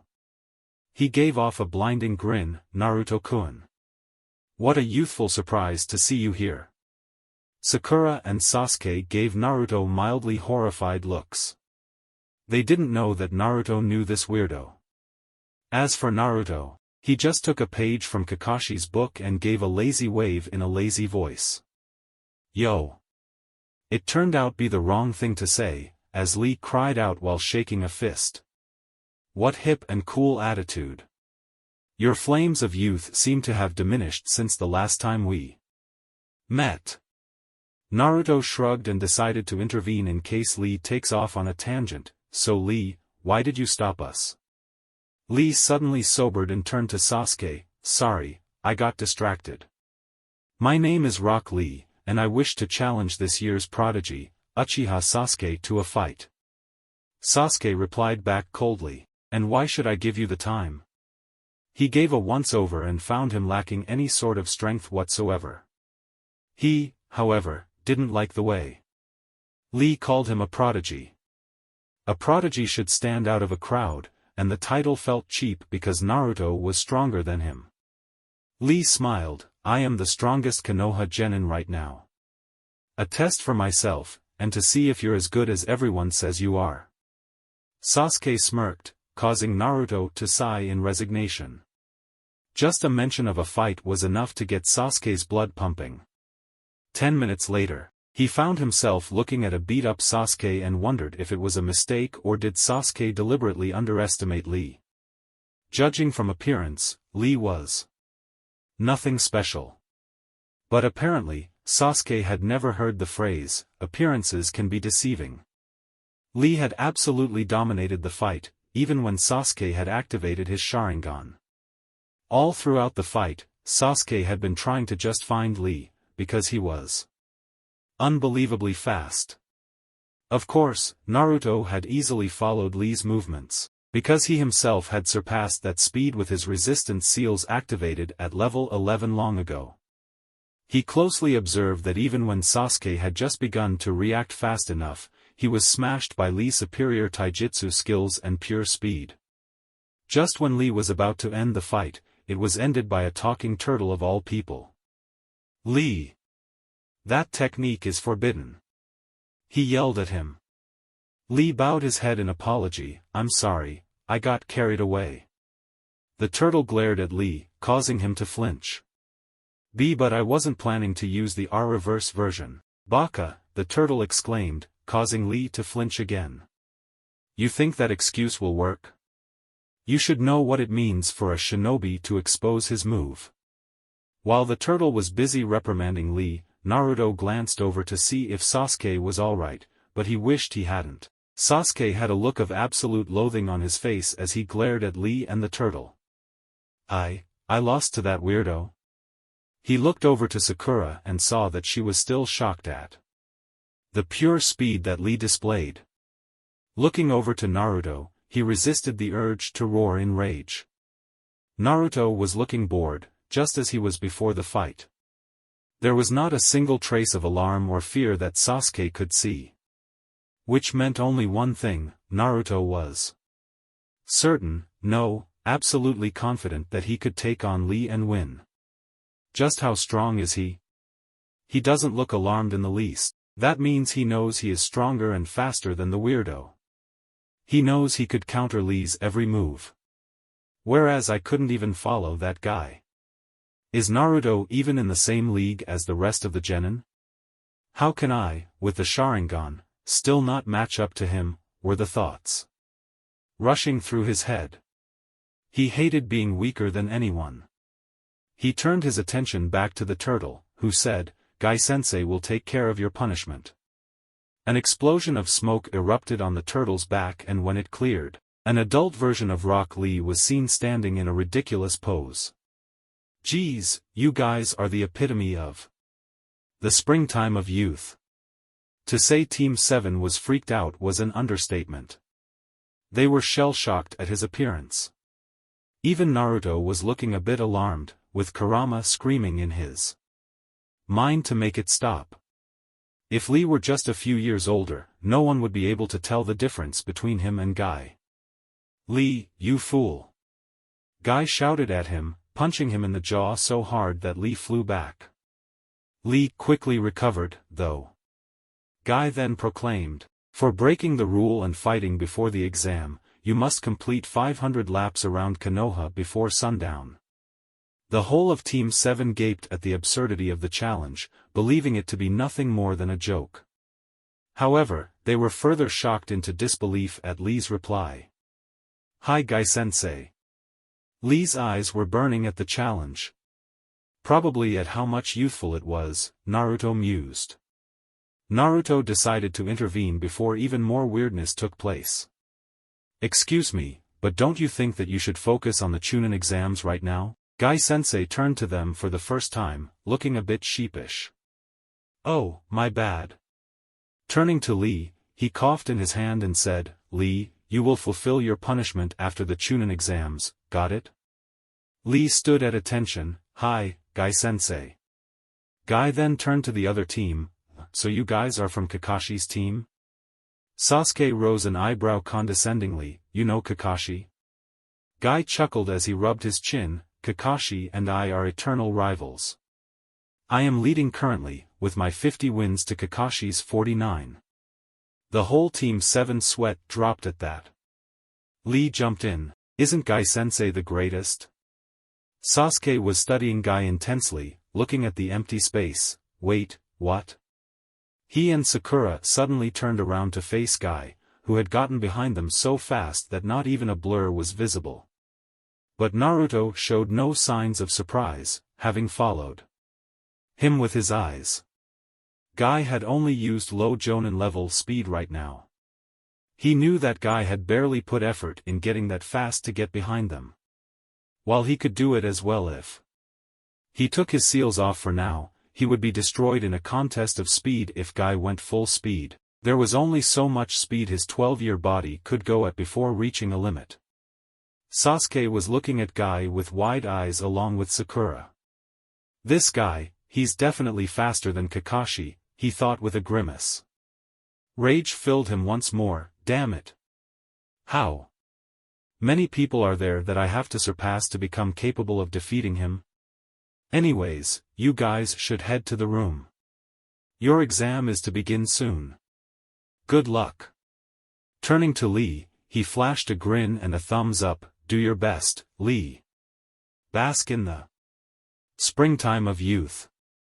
He disappeared after that. Lee began to wrap his bandages up, but just before he left, he turned to Sasuke. "Sasuke-kun, I apologize for lying before. I am not the strongest Konoha genin, it is my teammate. I entered this exam to defeat him, and you are one of my targets as well. Please prepare yourself, and I wish you all the best." After Lee finally walked away, Naruto carefully observed Sasuke. His fists were clenched tight, along with gritted teeth and a look of frustration and rage on his face. Naruto clenched his own fists and raged in his mind. Who does he think he is? Why does he keep thinking that he is the only one who is strong and the rest are weak? He kept his face carefully neutral as he faced Sasuke. What's wrong, Sasuke? He was careful to keep his voice level. He didn't even flinch when Sasuke faced him, a look of barely contained rage on his face. Shut up. I'll slaughter him next time, he promised. Naruto only rose an eyebrow. We are in the middle of an exam, which means there is little time. Sorry, no time for you to get better than him. Maybe after the exams, but not now. And why were you so angry and frustrated before? Is it so hard to accept that there are people of our age who are stronger and faster than you? Sasuke opened his mouth to tell Naruto to mind his own business, but nothing came out. He realized with a growl that what Naruto had said was true. He was brought up with the teachings from his father that the Uchiha are the greatest, and he learned it all with pride. So it was hard for his pride to accept that there is someone who is stronger, faster than him. Ever since the massacre, he had trained his hardest every day, trying to bridge the power gap between him, just so he could have his revenge. He thought that he had at least become stronger than his peers, only to find out how thoroughly outclassed he was among those of his own age. Naruto shook his head. One day, Sasuke's superiority complex is gonna blow up in his face. Sasuke was too proud of himself, believing his power was better than others and no one could match him. But pride always had its downfall, and it didn't look like Sasuke's gonna learn that lesson anytime soon. Anyway, we should get going. We don't want to be late for the exam, Naruto said as he took the lead, with Sakura following him after giving a concerned glance to Sasuke, who followed the last. They reached the room, only to see Kakashi leaning against the wall with his head buried in his porn. Kakashi looked at them and closed his book, putting his hands in his pockets. He gave them a critical look. Sakura decided to come as well. I see. Naruto frowned at his statement. What do you mean by that? His voice held a hard edge now, warning Kakashi that he better not play with the answers right now. Kakashi, for his part, didn't take offense at Naruto's tone at all. Instead, he mentally approved of how Naruto spoke. It was clear that he was in the zone, ready to tackle a challenge. He had taken on a mindset of a serious shinobi now, mentally prepared for the challenges to come. He was also surprised at the lack of uncertainty in Sakura, which he had seen on the day he had given out the Chunin forms. Something had happened in between, but whatever it was, he was glad for it. A mild feeling of disappointment went through him when he saw Sasuke's state. There were light bruises on his face, and he looked like someone had just trampled on his ego. He mentally shook his head. Sasuke was too impulsive when it came to his pride and ego. He could never take any defeat in stride. For all his skills, Sasuke's mix of having both a superiority and an inferiority complex made him, in Kakashi's words, a sore loser. He shook these thoughts off and focused on answering Naruto. You are now, officially, registered to take the exams. To tell you the truth, Chunin exams can only be taken in teams of 3. So you lied that it is up to us whether we want to take part in it or not, Naruto stated, eyes narrowing. Kakashi nodded seriously. I did. I feared that if I hadn't, you two would have forced Sakura to take the exams with you. And if only they both had come here and not you, Sakura, I would have turned them away. He smiled, but I'm glad that you 3 came of your own free will, and as a team. Sakura, unnoticed by Kakashi, gave a small glance to Naruto and smiled. It's all thanks to you, Naruto. You washed away my uncertainty. Kakashi moved out of their way. Go on in, then. Do your best. They opened the door, and were surprised to see the number of genin taking the Chunin exams. And all of them were looking at them. Naruto put on his game face, which was a neutral scowl. He was internally scoffing at the pathetic amount of killing intent coming their way. He looked back to see that Sasuke was unaffected as well. Sakura too, if not for the slight bead of sweat on the side of her face. He turned back, absently wondering if he would see any of his peers. Sasuke Kun. Naruto flinched, and then sighed.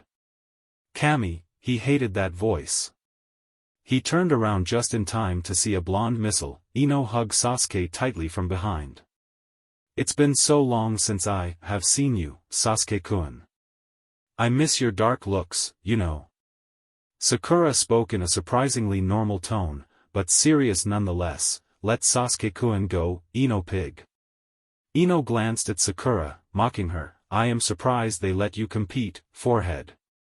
Sakura gained a tick mark, her voice getting a bit higher. You leave my forehead out of this. Ino just stuck her tongue out at Sakura. Naruto just rolled his eyes at the immature display. Oh? You guys are competing in this stupid test too? Shikamaru's voice came as he approached with Chuji. Naruto smirked and lightly commented, I didn't think you had the energy to take this exam, Shika. The said boy sighed, it's troublesome, but Ino threatened us with our lives, so we had to. Finally found you guys. Naruto saw that it was Kiba's voice, who was coming with Team 8 in tow. Hinata blushed at the sight of Naruto. Well, it looks like all the rookies are assembled. Shikamaru sighed, geez, you guys too? Kiba hummed, I wonder how far we will get, now that all of us are assembled. Sasuke? Sasuke smirked in return, you seem quite confident, Kiba. Kiba boasted, we trained a lot. We won't be losing to you. You guys should be quieter, you know, came a new voice from behind them. They all turned to see a bespectacled teenager with gray hair in a ponytail. He looked almost 17, and was wearing a Konoha Hitai 8. You guys are rookies just out of the academy, right? You shouldn't be fooling around like that, he said. Ino took offense to that, who the hell are you to tell us that? I'm Yakushi Kabuto. And just take a look around you, he gently said, not seeming to mind her tone at all. All the rookies, except for Naruto and Sasuke, tensed up after looking around. They were the focal point of all the attention, and it wasn't the good kind. The team behind you is from Amigakure no Sato. They have short tempers, he explained. Naruto decided that he had enough of people trying to intimidate him and his team, so he turned the tables. He didn't exude any killing intent, but simply glared with his eyes. He was very much satisfied to see many of them flinch, and why shouldn't they? He had his father's eyes, and his father sent his enemies running in the opposite direction with just a look. These genin stood no chance. Kabuto-san, was it? Sakura's voice caused him to turn. Yes? Is this your second time taking these exams? No, actually it is my 7th, Kabuto admitted, sheepishly rubbing the back of his head. Wow, you must really suck then. Kiba's brashness surprised no one. Kabuto shrugged, conceding the point. Or maybe the exams are just that hard. To help out, I thought I'd share some info on the other participants with my fellow Konoha nin. He withdrew a thick deck of cards from his weapons pouch. Who do you want to know about? Give me information on Sabaka no Gaara, Rock Lee and Uzumaki Naruto, Sasuke commanded, desperate for some information on his teammate and the others. The rookies gave him weird looks, but Naruto glared at Sasuke, who glared back. Finally, I get to see just how powerful you really are, Naruto. Kabuto smirked, you already know their names, which makes it less fun. Looking at his cards he began reading, Sabaka no Gaara, his team has completed 8 C rank and WoW, a B rank. It says he's come back from each of them without a scratch. Genin doing a B rank is highly unusual, but coming back from one without any injury is just unheard of. This caused all of them to tense up, even Naruto. Next is Rock Lee, Konoha genin with a tremendous skill in taijutsu. His skills in ninjutsu and genjutsu are nil. He is a member of Team 9 led by Mato Guy as his sensei. His Teammates are Hyuga Niji and Higurashi Tenten. He has completed 42 D ranks and 37 C ranks. He has been a genin for a year more than you guys. Next is Uzumaki Naruto, he said, pulling another card. Though he blinked in surprise when it suddenly disappeared from his hands. Looking up, he saw Naruto holding the card between two fingers. Sasuke growled and went to snatch the card from him, but Naruto playfully put it out of reach, though there was a dangerous glint in his eyes. Sorry Sasuke, Kabuto-san, but I don't like my cards to be displayed until the end of the game. He clapped the card between his hands and when he separated them, only small pieces of the card fell out. His eyes then narrowed as he looked at Kabuto. You really shouldn't give out information like that, Kabuto-san. It may come to bite you back one day. On the inside, he was trying to figure Kabuto out. Just who is this guy? Getting information on Lee wouldn't be so hard, but how did he acquire the mission stats of a foreign nin, who is also a Jinchuriki, when they can only be accessed by the Kazekage and his council? It's obvious that he knows way too much to be a genin. And why am I getting the feeling of snakes from this guy? I have to inform Gigi of this somehow. That type of information opens up the possibility that he is a spy. Kabuto held his hands up in surrender. I meant no harm, Naruto-kun. I just like to gather information is all. Naruto didn't look convinced but gave it a rest. Kabuto thought, guess I won't be making his job any harder.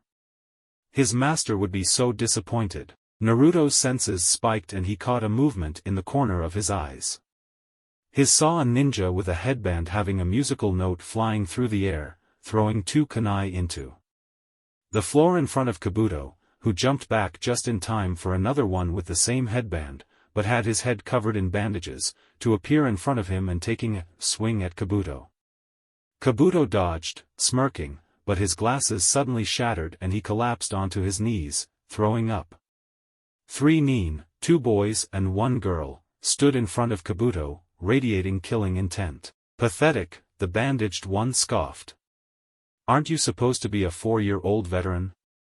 Meanwhile, Naruto was trying to figure out what just happened. If nothing hit Kabuto, why did his glasses shatter and why the hell did he throw up? Was it pressurized air? Kurama scowled and spoke from within, think Naruto. What is the symbol on his Hitai-8? Naruto frowned, it's a musical note. Kurama prompted him further, music is a form of sound, and how does sound travel?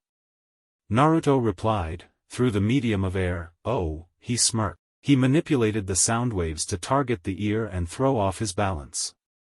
He shook his head, foolish guy. He just gave away his main attack. Naruto turned to see the spiky-haired ninja talking. Write this down on your cards. 3 Otogekure ninjas, definite future Chunin. An explosion of smoke went down in front of the class and a voice was heard. When the smoke cleared, there was a large man wearing a black trench coat, black fingerless gloves, and a bandana was standing. His intimidating stature and harsh tone that followed ensured that his words will heeded quickly. That is Marino Ibiki, if I'm not wrong. Konoha's top interrogator alongside Yamanaka Inoichi and Enko-sensei's superior, Naruto speculated. Alright you maggots. Shut the hell up and sit down in your assigned seats. The first part of the exam will begin now. Any fighting will lead straight to disqualification. Pointing to the Otogekure ninjas, he said, you better stop doing that if you don't want to fail before even the exam starts. He watched as everyone went to their assigned seats. Once everyone was settled, he began explaining the exam. This is an exam in which you start off with 10 points. There are 2 rules to this exam. The first rule, this is a team test. Whether you pass or not will be determined by the combined score of your teammates. Second rule, anyone caught doing any sneaky activities, namely cheating, he smiled in a sinister way that sent shivers down many people's spines, will have 2 points taken off. For every offense. You have 45 minutes. Begin. The sound of papers turning sounded for a brief moment. Naruto first inspected where his teammates were seated. To his disappointment, they were seated quite far. Turning his eyes on the test, he raised an eyebrow in disbelief. What type of questions are these? They are no genin level, that's for sure. Which means they want the genin to cheat. This exam is testing our information gathering. He gave an impressed smirk at that, but then frowned. I may have photographic memory, but it defeats the whole purpose of this test if I write what I know. What to do now? He scanned the room, looking for someone who was confidently filling out the answers at a high speed. He smirked when he saw one sitting in the column to his left, 2 rows above him. Got him. Now I just have to figure out how to learn his answers, or maybe I can just switch our tests. He pondered for over 2 minutes on what to do, watching his peers cheat. Sasuke was copying answers with his Sharingan, Sakura was writing on her own since she knew the answers. Tenten had cleverly altered the ceiling flap to reflect someone's answers. Hinata was using her Byakugan, Shino was using his bugs to cheat, Kiba had Akamaru on top of his head, barking his answers to him. Shikamaru did not need to cheat, as he was already smart enough. Got it. First, he would have to scope out the field. He spent the next 5 minutes watching the invigilators walk, trying to find a pattern. Finally, he found a loophole. There were 4 columns of students, with all the columns separated. The first invigilator between the first 2 columns walked with the invigilator between the last 2. Ibiki walked in the center of the second and third columns, but he always moved opposite to the other 2 invigilators. So, there was a point where all 3 of them were in a row and then they went in the opposite direction of each other. There was a 3-second interval during which none of them were facing him. After that interval, the 3 of them would face the class from the respective ends. Which means, he had 3 seconds to make his plan work. Second, know the number of the desk from which he was going to cheat. The test paper didn't have a space to write their names, but a space where they had to write their desk number. So, he deduced that teams will be identified from the number of the desk they were sitting on. Every team had been given specific seats according to the seating plan, next to the board. So when Ibiki comes across the papers from the desk numbers 8, 21 and 27, he would know he was looking at the papers of Team 7. According to the seating plan. Now that he knew what he needed to know, it was time to act.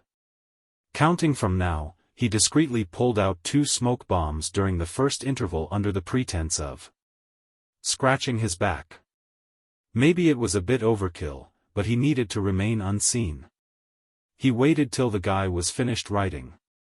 5th interval was when shit hit the fan. As soon as the back of the invigilators were turned to him, he wasted no time and threw the smoke bombs onto the floor, one on the right and one on the left. Roars of anger and panic could be heard throughout the classroom as no one could see their tests. Windows were open to let the smoke out, and once it was cleared, several of them looked confused as nothing had happened to their tests.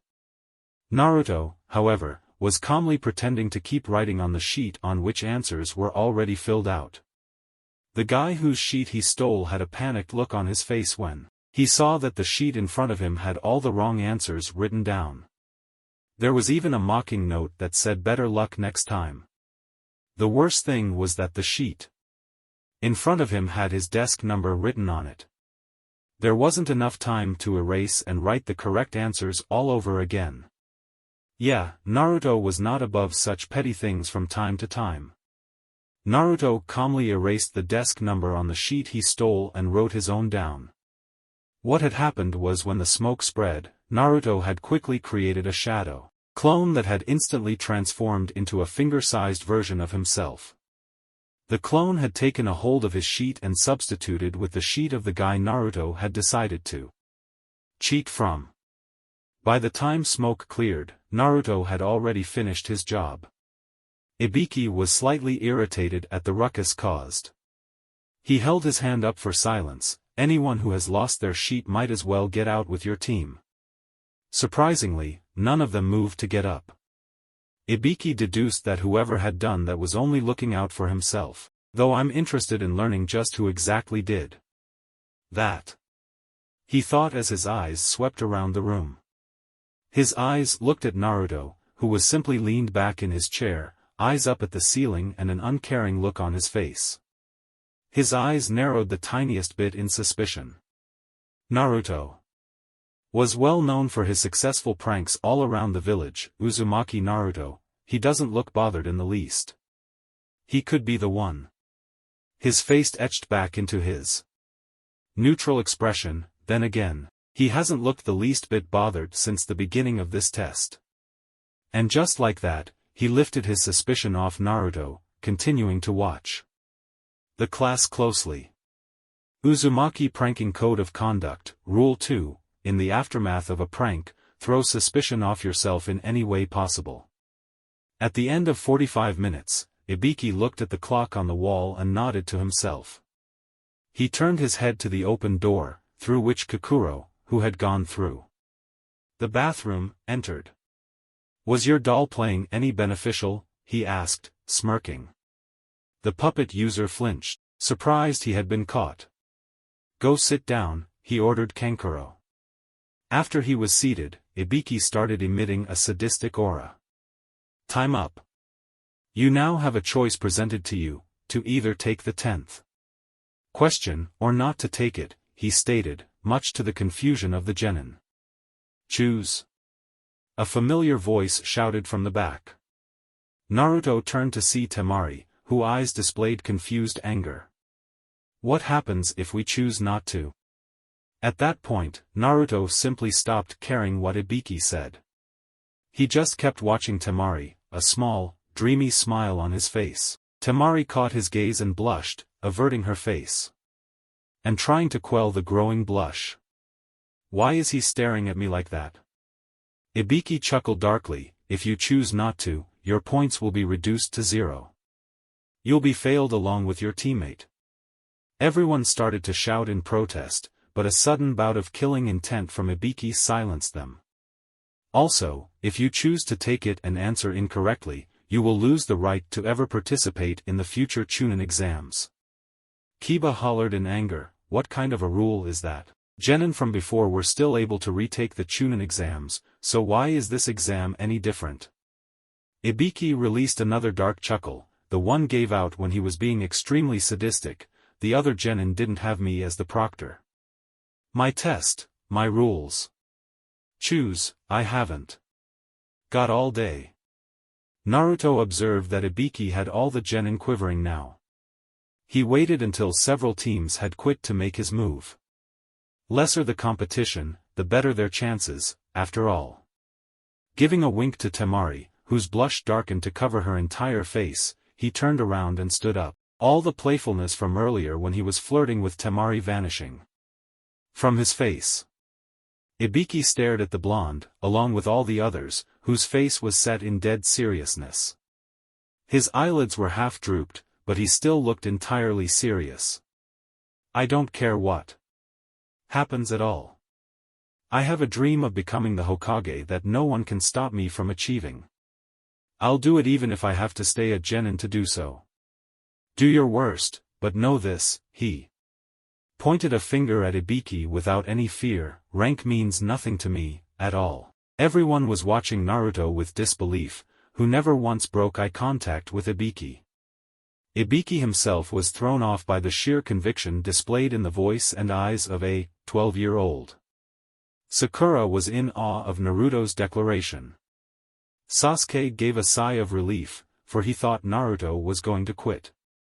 Each of the rookies, except for one or two, held a newfound respect for Naruto. The whole room was silent, and everyone that remained had caught every word. And the results were staggering. Ibiki smirked. He's interesting." He wiped out everyone's uncertainty.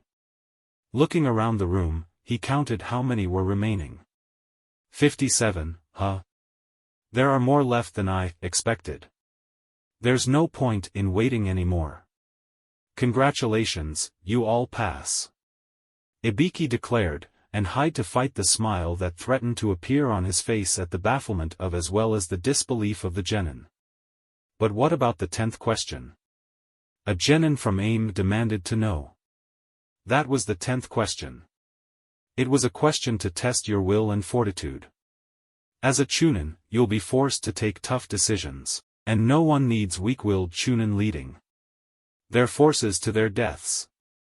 By asking this question, you've shown me your determination and willingness to do the best for your villages, even with handicaps, he explained. Temari spoke once again, so the other questions were for nothing? And once again, she blushed when Naruto turned to stare at her with a smile. No, the test was for info gathering, and to see how much balls you all had, he answered, looking in the direction of Naruto, who turned back and gave a graceful shrug. This marks the end of the first phase of the Chunin selection exams. I wish you luck for the next phase, Ibiki smiled, which was surprisingly pleasant and not all that disturbing. Before he could say anything else, he caught something from the corner of his eyes and stepped back just in time for a ball of cloth to come crashing through the window. 2. Kunai flew out of the cloth and stuck to the ceiling, unfurling the cloth, revealing a very familiar purple-haired woman wearing a brown trench coat. On the cloth it was written, Second Exam Proctor Mitarashi Anko. You guys. This is no time to be happy. She exclaimed. I am the proctor for the second test, Mitarashi Anko.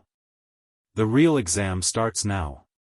Are you ready? She shouted and pumped her fist into the air. Ibiki came from behind the cloth. Grasp the atmosphere, will you? Anko blushed at his deadpan. Naruto simply sat down and crossed his arms, fondly smiling at her. It had been a while since he saw his sensei and to be honest, he missed her eccentricities. Anko counted the number of genin left and raised an eyebrow. 57. Ibiki, you let 19 team pass? You let them off too easy, she scoffed. Ibiki shrugged, this time, we have quite an interesting bunch. Anko scoffed and was about to snark back when a familiar mop of blonde hair caught her eye. She smiled proudly when she saw Naruto sitting in the room, fondly smiling at her. As soon as she made eye contact, that smile turned into a smirk and he winked at her. Anko grinned savagely, now that she knew that her best and only student was in the exams. You may be right, Ibiki, she said. However, I'll cut those numbers in half in the second test. That, coupled with her savage grin, was enough to make everyone sweat a little. Naruto just shook his head, his sensei was as intimidating as ever. I will explain the details tomorrow. We will go to another place, so ask your Jonin sensei about where to go and the time. That is all. Dismissed. Everyone stood up to leave, while Anko just smirked and walked in the direction of her former student. Naruto stood up as well, standing just 4 inches short of Anko's height. He waved his teammates away, who were looking curiously, telling them he will catch up later. What's up, brat? I didn't know that you were going to be in this exam. Naruto shrugged, putting his hands in his pockets. Even we didn't know until only a week ago, Anko-sensei. Ibiki raised an eyebrow, coming to stand with them, sensei? So this is the brat Hokage-sama assigned to you? Naruto smiled, his whites showing. Uzumaki Naruto, pleased to meet you. Anko-sensei talked about you occasionally, Ibiki-san. You really did frighten all the genin to death. Ibiki smirked while Anko scoffed, if he really had, there wouldn't be 19 teams left. Ibiki jerked a thumb towards Naruto, you should thank him for that. Brat gave a speech that wiped all the fear I put into them. Anko puffed up proudly, never minding Ibiki's failure, of course he did. He is my student after all. He was born to be a leader. Naruto smiled, but turned serious, though I do have a concern to raise. His serious tone was enough to catch their attention. What is it, Naruto? Anko asked with a frown. Naruto said, it about a genin named Yakushi Kabuto. He seemed to have some sort of information cards that had info, mainly the mission stats and their strengths and weaknesses, on all the genin present. I can believe it if he only had info on the genin of Konoha, but he also had it on the Sunanin, Gaara. Something that should only be known by the Kazekage and his council. He explained all his observations and conclusions to them. Ibiki and Enko paid serious attention to this, and by the end of his explanation, both were frowning heavily. "This is not good," Enko commented. Ibiki nodded, a hard look on his face. "If what you say is true, we might have a spy in our midst. And having information like that means he has likely been a spy for years. Who knows what kind of information he has now?" Naruto frowned. "Even I'm not that sure. As I said, my own observations led me to this conclusion. Regardless of whether he is a spy or not, such matters have to be investigated. For that sort of possibility, don't they?" Enko nodded. "That is true. This matter will be taken to the Hokage immediately, by Ibiki." Ibiki turned on Enko, an incredulous look on his face. "You can't order your superior, you know that, right?" Enko shrugged, putting an arm around Naruto's shoulders, not caring in the least that his face was right next to her. "Assets.